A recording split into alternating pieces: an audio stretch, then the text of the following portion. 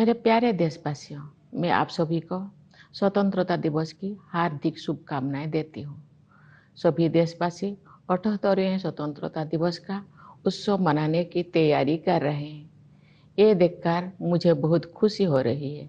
स्वाधीनता दिवस के अवसर पर लहराते हुए तिरंगे को देखना, चाहे वो लाल किले पर हो, राज्यों की राजधानियों में हो या हमारे आसपास हो, हमारे हृदय को उत्साह से भर देता है।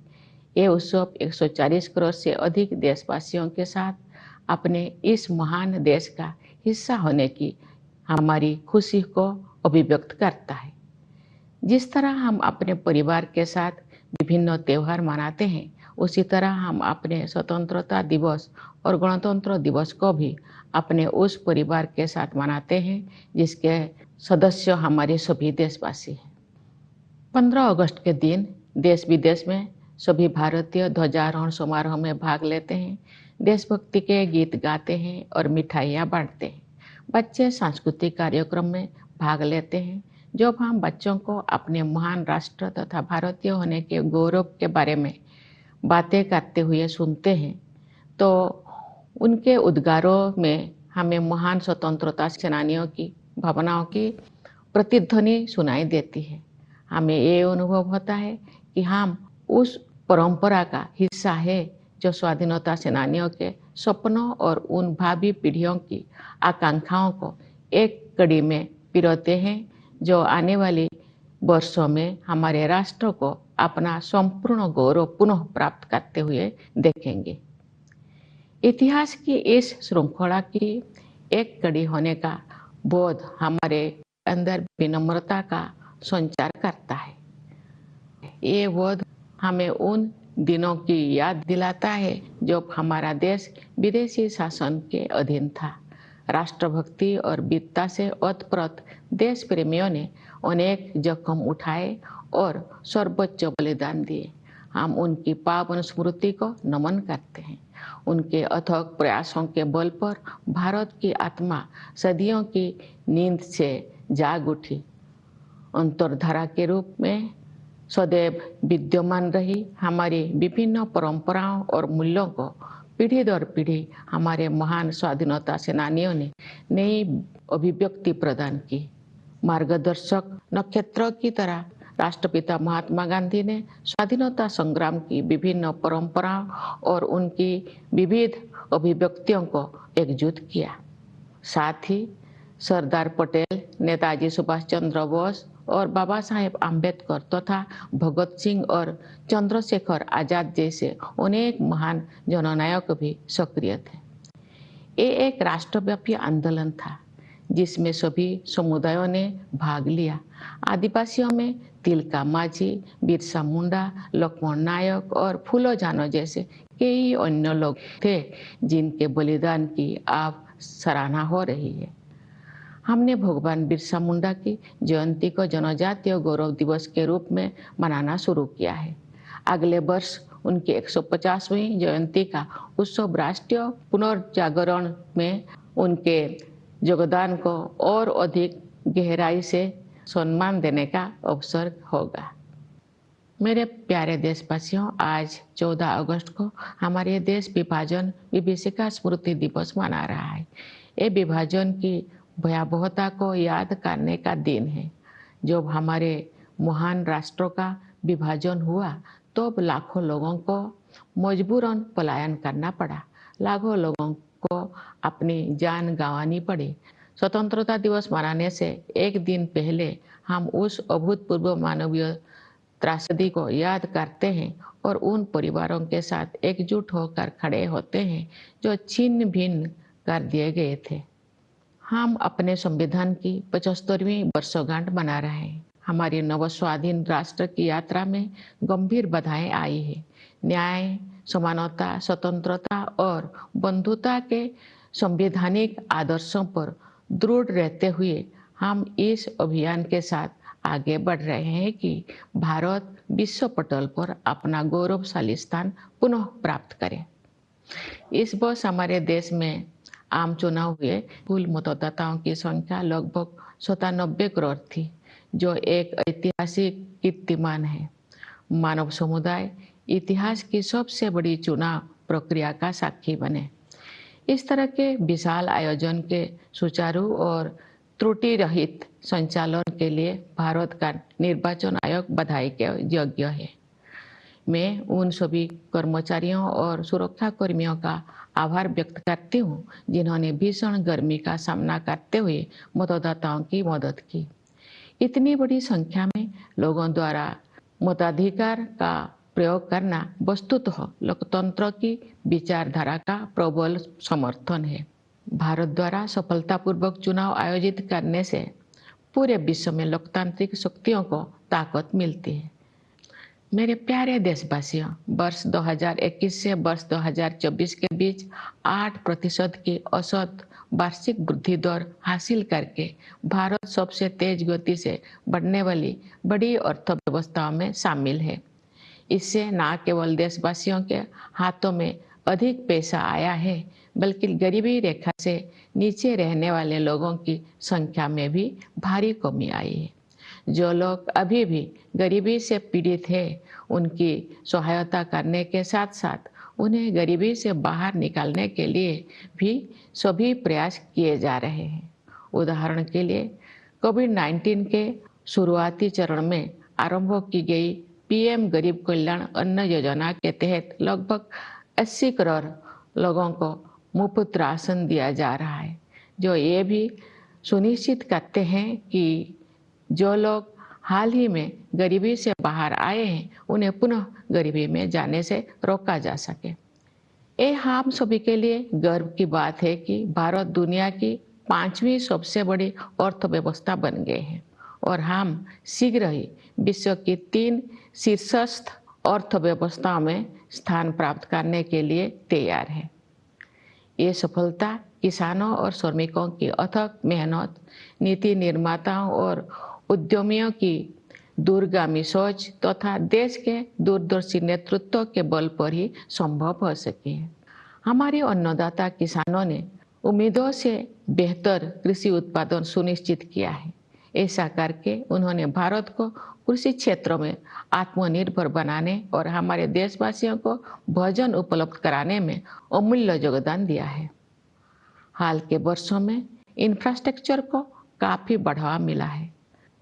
सुविचारित योजनाओं एवं प्रभावी कार्यान्वयन ने सड़कों और राजमार्गों, रेलवे और बंदरगाहों का जाल बिछाने में मदद की है। भावी प्रौद्योगिकी की अद्भुत क्षमता को ध्यान में रखते हुए सरकार ने सेमीकंडक्टर और आर्टिफिशियल इंटेलिजेंस जैसे कई क्षेत्रों को बढ़ावा देने पर विशेष बल दिया है। साथ ही स्टार्टअप्स के लिए एक आदर्श इकोसिस्टम भी बनाया है, जिससे उनके विकास को गति मिलेगी। इससे निवेशकों में भारत के प्रति आकर्षण और अधिक बढ़ गया है। बढ़ती हुई पारदर्शिता के साथ बैंकिंग और वित्तीय क्षेत्रों की कार्यकुशलता में वृद्धि हुई है। इन सभी बदलावों में अगले दौर के आर्थिक सुधारों और आर्थिक विकास के लिए मंच तैयार कर दिया है, जहां से भारत विकसित देशों की श्रेणी में शामिल हो जाएगा। तेज गति से हो रही न्याय प्रगति परिदृश्यों में भारत का कद ऊंचा हुआ है। G20 की अपनी अध्यक्षता के सफलतापूर्वक संपन्न होने के बाद भारत में ग्लोबल साउथ को मुखर अभिव्यक्ति देने वाले देश के रूप में अपनी भूमिका को मजबूत बनाया है। भारत अपनी प्रभावशाली स्थिति का उपयोग विश्व शांति और समृद्धि के विस्तार हेतु करना चाहता है। मेरे प्यारे देशवासियों, हमें संविधान निर्माता डॉक्टर B.R. अम्बेडकर के शब्दों को भी सदैव याद रखना चाहिए। उन्होंने ठीक ही कहा था और मैं उन्हें उद्धृत करती हूँ। हमें अपने राजनीतिक लोकतंत्र को सामाजिक लोकतंत्र भी बनाना चाहिए। राजनीतिक लोकतंत्र तब तक नहीं टिक सकता जब तक कि उसके आधार में सामाजिक लोकतंत्र ना हो। राजनीतिक लोकतंत्र की निरंतर प्रगति से सामाजिक लोकतंत्र को मजबूत करने की दिशा में की गई प्रगति की पुष्टि होती है। समावेशी भावना हमारे सामाजिक जीवन के हर पहलू में दिखाई देती है। अपनी विविधताओं और बहुलताओं के साथ हम एक राष्ट्र के रूप में एकजुट होकर एक साथ आगे बढ़ रहे हैं। समावेश के साधन के रूप में अफर्मेटिव एक्शन को मजबूत किया जाना चाहिए। मैं दृढ़ता के साथ ये मानती हूँ कि भारत जैसे विशाल देश में कथित सामाजिक स्तरों के आधार पर कलहों को बढ़ा देने वाले प्रवृत्तियों को खारिज करना होगा। सामाजिक न्याय सरकार की सर्वोच्च प्राथमिकता है। सरकार ने अनुसूचित जातियों, अनुसूचित जनजातियों और समाज के अन्य हाशियों के वर्गों के कल्याण के लिए अनेक अभूतपूर्व कदम उठाए हैं। उदाहरण के लिए प्रधानमंत्री सामाजिक उत्थान एवं रोजगार आधारित जन कल्याण यानी पीएम सूरज का उद्देश्य हाशिए पर के लोगों को सीधे वित्तीय सहायता प्रदान करना है। प्रधानमंत्री जनजातीय आदिवासी न्याय महाअभियान यानी पीएम जनमन ने एक जन अभियान का रूप ले लिया है।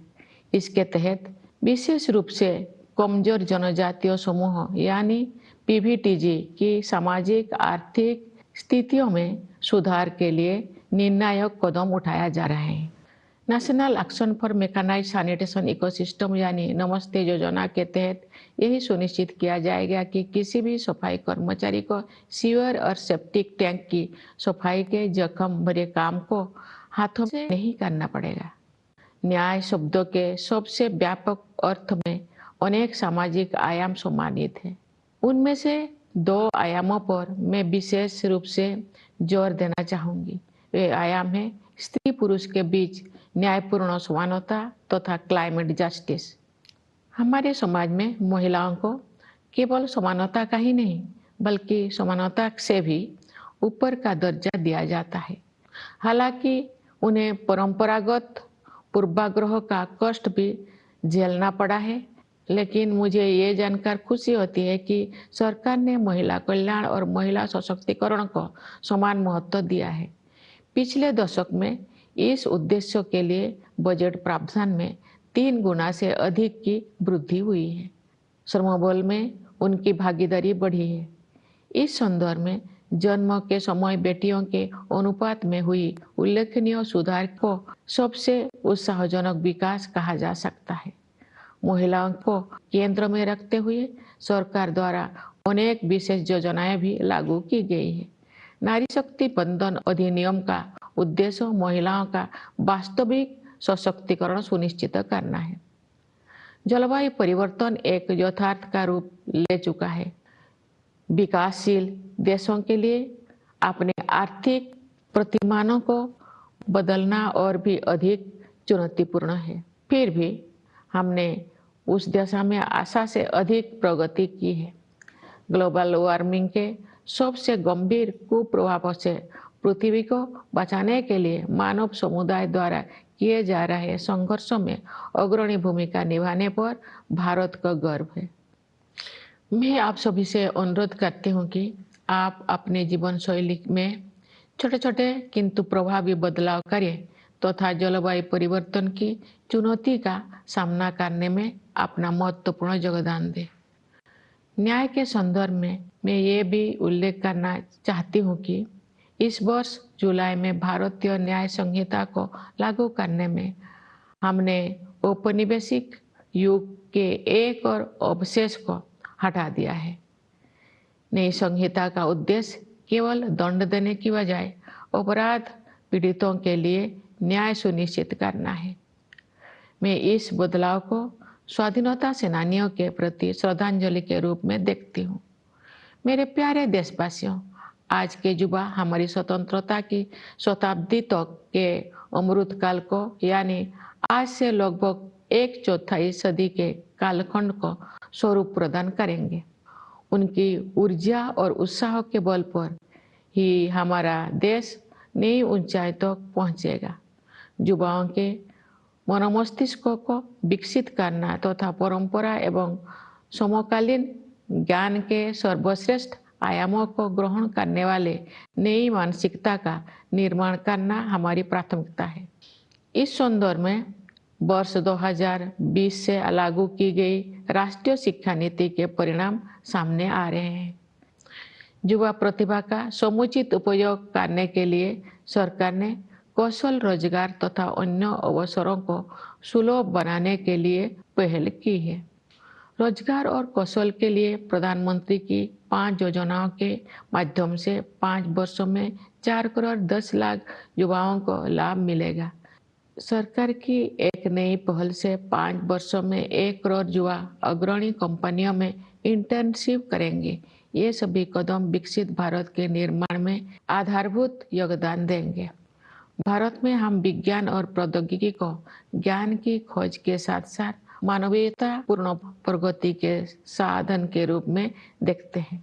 उदाहरण के लिए डिजिटल एप्लीकेशन के क्षेत्र में हमारी उपलब्धियों का उपयोग अन्य देशों में टेम्पलेट के रूप में किया जा रहा है।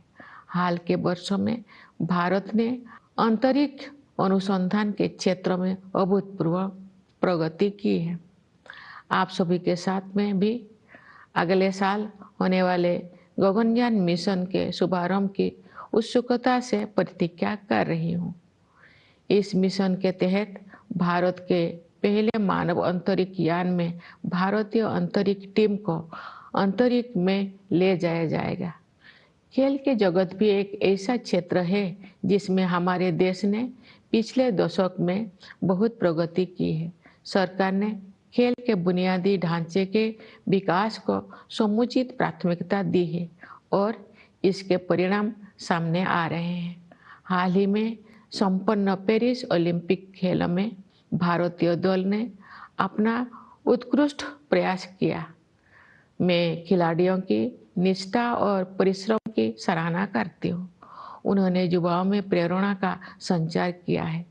क्रिकेट में भारत ने T20 विश्व कप जीता, जिससे बड़ी संख्या में क्रिकेट प्रेमी आनंदित हुए। शतरंज में विलक्षण प्रतिभा वाले युवा खिलाड़ियों ने देश को गौरवान्वित किया है। इसे शतरंज में भारतीय युग का आरंभ माना जा रहा है। बैडमिंटन, टेनिस और अन्य खेलों में हमारे युवा खिलाड़ी विश्व मंच पर अपनी पहचान बना रहे हैं। उनकी उपलब्धियों ने अगले पीढ़ी को भी प्रेरित किया है। मेरे प्यारे देशवासियों, पूरा देश स्वतंत्रता दिवस मनाने के लिए तत्पर है। इस उल्लासपूर्ण अवसर पर मैं आप सबको एक बार फिर बधाई देती हूँ। मैं सेनाओं के उन बहादुर जवानों को विशेष बधाई देती हूँ जो अपनी जान का जोखिम उठाते हुए भी हमारे स्वतंत्रता की रक्षा करते हैं। मैं पुलिस और सुरक्षा बलों के कर्मियों को बधाई देती हूँ जो पूरे देश में सतर्कता बनाए रखते हैं। मैं न्यायपालिका और सिविल सेवाओं के सदस्यों के साथ साथ विदेशों में नियुक्त हमारे दूतावासों के कर्मियों को भी अपनी शुभकामनाएं देती हूँ। हमारे प्रवासी समुदाय को भी मेरी शुभकामनाएं। आप सब हमारे परिवार का हिस्सा है। आपने अपनी उपलब्धियों से हमें गौरवान्वित किया है। आप सब विदेशों में भारत की संस्कृति और विरासत का गर्व के साथ प्रतिनिधित्व करते हैं। एक बार फिर मेरी ओर से सभी को स्वाधीनता दिवस की हार्दिक शुभकामनाएं। धन्यवाद। जय हिंद, जय भारत।